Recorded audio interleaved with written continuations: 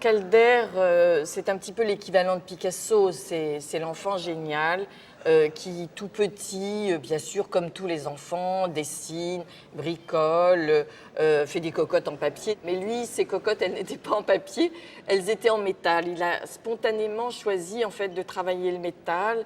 Et on voit dans l'exposition ces petits animaux en métal plié, finalement, qui sont des petites merveilles de bricolage spontané. La part de jeu chez Calder, elle tient d'abord à ses sujets, les jouets, les cirques, toute la représentation des animaux, donc du monde que l'on aime quand on est enfant. Mais elle tient aussi aux techniques de sa sculpture, puisqu'elle relève du bricolage, mais aussi de l'improvisation. Calder a créé des jouets qui représentent des animaux qui se tirent par une ficelle, mais il les fait déjà bouger par tout un système, encore une fois, de tirettes, de ressorts, qui en fait des jouets véritablement animés, très colorés. Calder joue toujours sur des couleurs très vives, très fortes, qui sont l'essence même de son humour et de son ludisme, et qui font déjà appel à ce qui va être les grandes constantes de son art.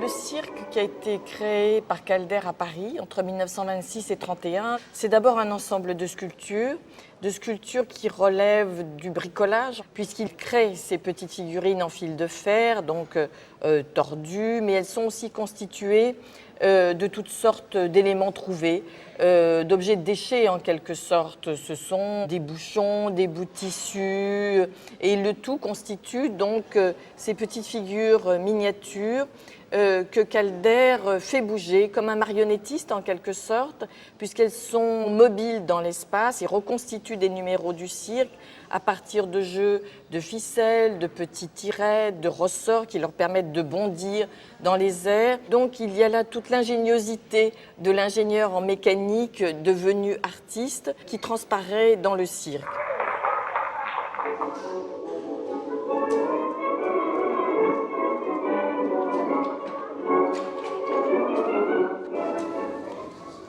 Calder a résumé en quelque sorte l'essence de sa sculpture en disant « je pense le mieux dans le faire ». C'est une sculpture qui n'est pas fixe, qui n'est pas constituée de matériaux lourds et traditionnels comme la pierre, le bois, le plâtre.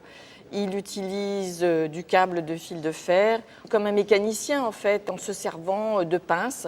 Il tord le fil de fer et il déroule des silhouettes. Qui sont évidemment très différentes là aussi de la sculpture traditionnelle et elles sont transparentes.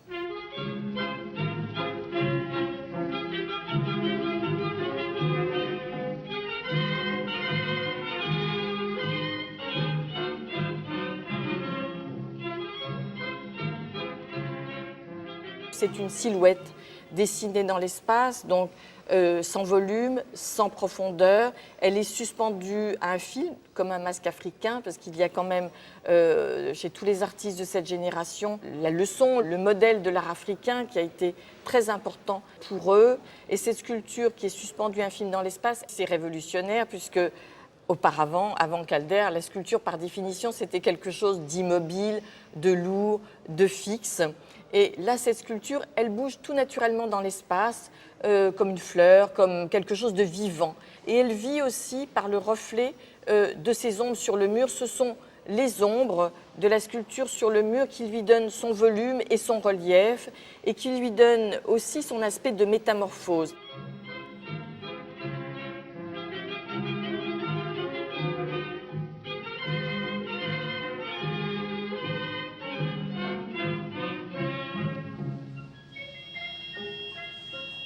L'œuvre abstraite de Calder, elle est née bien sûr de sa découverte de l'œuvre de Mondrian, c'est-à-dire d'un art abstrait géométrique fondé sur des lignes noires, juxtaposés à des plans de couleurs, des couleurs primaires, le rouge, le jaune et le bleu, dont la force visuelle est telle qu'elle vibre littéralement dans l'espace. C'est vraiment une abstraction cosmique et qu'on a comparé d'ailleurs aux constellations de Miro. Ce sont effectivement des sphères, des sortes d'étoiles, de planètes colorées qui bougent et vibrent dans l'espace, qui sont en circulation constante et qui définissent un univers stellaire et poétique.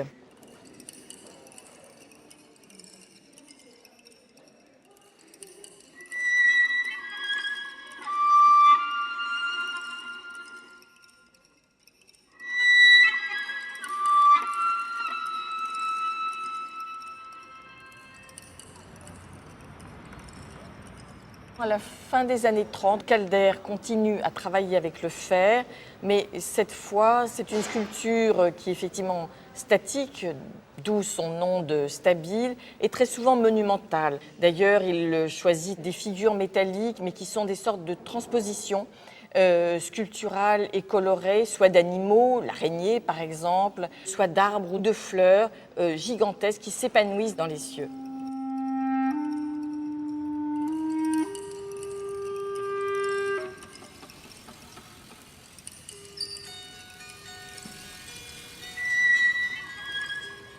La nageoire qui est installée sur les terrasses du Centre Pompidou est très austère puisqu'il s'agit d'une sculpture totalement noire qui renforce son aspect un petit peu menaçant. Et donc on a toujours quand même l'idée de mouvement dans l'espace dans cet hommage au fond au règne soit végétal soit animal.